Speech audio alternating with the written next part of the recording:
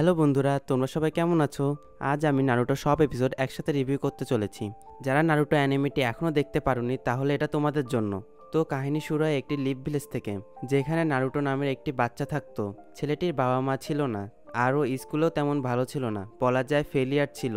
কিন্তু ছেলেটির স্বপ্ন ছিল ছোট না, ছেলেটির স্বপ্ন ছিল এই লিভ ভিলেজের হোকাগে হওয়ার। এরপর যখন স্কুলের গ্র্যাজুয়েশন টেস্ট হয়, যার জন্য স্কুলের সব নিনজা স্টুডেন্টদের একটি হেডব্যান্ড দেওয়া হয়। স্পেসিক্যালি বলা যায় যে ওই শিনোবি দেওয়া হেডব্যান্ড, তো সেখানে সব বাচ্চাই পরীক্ষায় পাশ হয়ে যায়, শুধু নারুটো বাদে। কারণ গ্র্যাজুয়েশন টেস্ট পাস হওয়ার জন্য প্রত্যেক স্টুডেন্টদের অ্যাটলিস্ট একটা করে শ্যাডো ক্লোন বানানো লাগে, কিন্তু নারুটো ওটাও বানাতে পারতো না, যেখানে কেউ কেউ 2 থেকে 3টা বানায়। আর এই হেডব্যান্ড পাওয়াই হোকাগে হওয়ার প্রথম স্টেপ, কারণ তুমি যদি শিনোবি হতে না পারো তাহলে হোকাগে হবে কিভাবে? এজন্য নারুটো অনেক হতাশ হয়ে পড়ে। এরপর একজনের কথার জালে ফেসে ফরবিডেন স্ক্রোলটি চুরি করে, যাতে করে ও ওখান থেকে আরো বেশ কিছু ভালো জুৎসু শিখে নিতে পারে নিজের ক্লাসের টিচার সেন্সেকে দেখিয়ে। কিন্তু পরে জানা যায় ওই লোকটি ছিল ভিলেন। সে স্ক্রোলটি নিজের জন্য নারুটোকে দিয়ে চুরি করায়, কিন্তু নারুটো এক রাতে পুরো হওয়ার আগেই নতুন জুৎসু শিখে নেয়, যা ছিল মাল্টি শ্যাডোক্লোন জুৎসু। আর এই জুৎসুর মাধ্যমে নিজের সেন্সেকে বাঁচায় আর ওই ভিলেনকে হারায়। আর এভাবেই নারুটো গ্র্যাজুয়েশন টেস্ট পাস করে। আর আমি আগেই বললাম না, নারুটো একটা ডাউন লেভেলের স্টুডেন্ট, তাহলে অবভিয়াসলি কেউ না কেউ টপ লেভেলের স্টুডেন্ট আছে। আর সে ছিল সাসকে, যে কিনা একমাত্র উচিয়া ছিল ওই ভিলেজে। বাকি সবার কি হয়েছে তা আমরা সামনের ভিডিওতে জানতে পারবো। এখন গ্র্যাজুয়েশনের পরে তো এরা সবাই ফুল ফ্রেশ নিনজা ছিল, কিন্তু একদম ছোট র্যাঙ্কের, যার নাম ছিল গেনিন, যার ওপরের র্যাঙ্ক ছিল চোনিন, আর তার ওপরের নাম ছিল জোনিন। আর এই র্যাঙ্ক পর্যন্ত পৌঁছাতে হলে ট্রেনিং করতে হয়। আর এই ট্রেনিং করার জন্য এইসব স্টুডেন্টদের 3টি গ্রুপে ভাগ করা হয়। এই 3টি গ্রুপকে সমানভাবে ভাগ করা হয়, আর সমানভাবে ভাগ করার জন্য ডাউন লেভেলের স্টুডেন্ট আর টপ লেভেলের স্টুডেন্ট একই গ্রুপে চলে আসে। সাথে ট্রাশ অর্থাৎ সাকুরা, যে কিনা অনেক সুন্দর দেখতে। আর ওকে ট্রাশ কেন বললাম সেটা সামনে ভিডিও দেখলেই বুঝতে পারবেন। এই 3জন একটি গ্রুপ ছিল, কিন্তু এই গ্রুপে 3জনের হয় না, এই গ্রুপগুলো হয় 4 জনের, যেখানে 4 নং একজন ট্রেনার টিচার প্রফেশনাল নিনজা, যে এদের ট্রেনিং দেয়, আলাদা আলাদা মিশন নিয়ে যায়। কিন্তু এরকম না যে সবাই টিচার পেয়ে যাবে। টিচার নিজে চুজ করে সে কোন টিম নিবে আর কোন টিম নিবে না, রিজেক্টও করে দিতে পারে।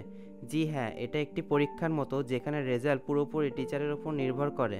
আর এই 3জন অর্থাৎ নারুটোর টিম ভাগ্য এত খারাপ ছিল যে এরা এমন একটি টিচার পায় যে এখন পর্যন্ত একটি গ্রুপকেও পাস করায়নি। কিন্তু এই গ্রুপ এবারের মতো কাকাশির মন জিতে নেয়, not because of fighting skill, because of relationship between them. এরা যেহেতু নতুন গ্রুপ বানিয়েছে, তাই এদের ছোট ছোট মিশন দেওয়া হয়, যেটা একদম স্বাভাবিক। কিন্তু নারুটো তো যা ইচ্ছা হয় তাই বলে দেয়, তাই ও বলে যে ওর ডেঞ্জারাস মিশন, একটু হার্ড মিশন লাগবে। ও এই ছোট মিশন করবে না। বিল্লি খোঁজা, অন্যান্য জিনিসপত্র কিনে আনা, এগুলো কোনো মিশন হলো?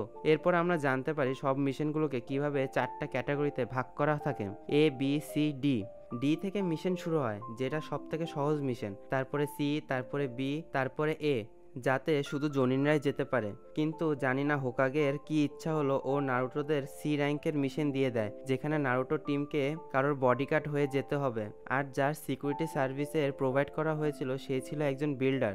এর মাধ্যমে স্কোয়াড 7 অর্থাৎ এই 4জন নারুটো, সাকুরা, কাকাশি এবং সাসকে, এদের সবার প্রথম মিশন শুরু হয়ে যায়। প্রথম মিশন বলতে প্রথম জেনুইন মিশন, যেটা কোনো কাজের মিশন। কিন্তু এরা যত সামনের দিকে এগিয়ে যাচ্ছে তত এদের ওপর অ্যাটাকস হওয়া শুরু হয়। তখন কাকাশি বুঝতে পারে এটা কোনো সি র্যাঙ্কের মিশন না, এটা কোনো বি র্যাঙ্ক অথবা এ র্যাঙ্কের মিশন, যেটা অনেক কঠিন হয়ে যাবে নতুন তৈরি হওয়া কোনো স্কোয়াডের জন্য। এই মিশনের জন্য যখন স্কোয়াড 7 একজন ডেঞ্জারাস অপোনেন্টের সামনে পড়ে, তখন কাকাশি আরেকটি চোখ, যেটা সে হেডব্যান্ড দিয়ে ঢেকে রেখেছিল, সেটা আমরা ইউজ করতে দেখতে পাই। হ্যাঁ, কাকাশির ওই চোখটি অন্ধ ছিল না, তার ওই চোখে কিছু স্পেশাল পাওয়ার ছিল, কারণ ওর আরেকটি চোখ ছিল একটি শারিঙ্গান, যা শুধু উচিয়া ক্ল্যানের মেম্বারদের কাছেই থাকে, যেমন সাসকের কাছেও আছে। কিন্তু কাকাশি তো উচিয়া না, তাই সাসকে অবাক হয়ে যায় এটা ভেবে কাকাশির কাছে এই চোখ কিভাবে আসলো। যাই হোক, এই ফাইটের মাধ্যমে এটা তো ক্লিয়ার হয়ে যায় যে কাকাশি কতটা স্ট্রং, কারণ যে লোকটি অ্যাটাক করেছিল সেও জানতো কাকাশি কপি নিনজা নামে কতটা ফেমাস। এবার কাকাশি আর ওই নিনজা অর্থাৎ জাবুজার মধ্যে অনেক ফাইট হয়। আর অন্যদিকে এরা 3জন অর্থাৎ এই 3জন গেনিন ওই বিল্ডারকে বাঁচানোর জন্য প্রোটেকশন ওয়ালের মতন দাঁড়িয়ে থাকে। তারপর কাকাশি ওই নিনজাটাকে হারিয়ে দেয় আর স্কোয়াড 7 জিতে যায়। আর এরা সাকসেসফুলি ওই বিল্ডার তার ভিলেজে পৌঁছে দিতে পারে। কিন্তু ফাইট এখানে শেষ হয় না। যে নিনজা কাকাশির সাথে ফাইট করেছিল ওই নিনজাকে বাঁচাতে পৌঁছায় যায় তার একটি ফ্রেন্ড, অর্থাৎ ওই নিনজাটি এখনো মারা যায়নি। আর তোমরা তো জানোই ভিলেন যদি মারা না যায় সেকেন্ড টাইম সে আবার অ্যাটাক করে, এখানেও এক্স্যাক্টলি তাই হয়েছে। ওই নিনজা আর তার ফ্রেন্ড আবার অ্যাটাক করে, আর যখন তারা দুইজন একসাথে স্কোয়াড 7-এর ওপর অ্যাটাক করে তখন স্কোয়াড 7-এর অবস্থা অনেকটাই খারাপ হয়ে যায়, কারণ কাকাশি ওই জাবুজার সাথে ফাইট করতে ব্যস্ত ছিল। আর ওই দুইজন মানে সাসকে আর নারুটো জাবুজার ফ্রেন্ডের সাথে ফাইট করতে বিজি ছিল। যখন ওই লোকটি নারুটো আর সাসকেকে মেরে ফেলতে যাচ্ছিল তখন আমরা নারুটোর আসল পাওয়ার দেখতে পাই। তো এখান থেকে কাহিনীতে মজা আসা শুরু হয়।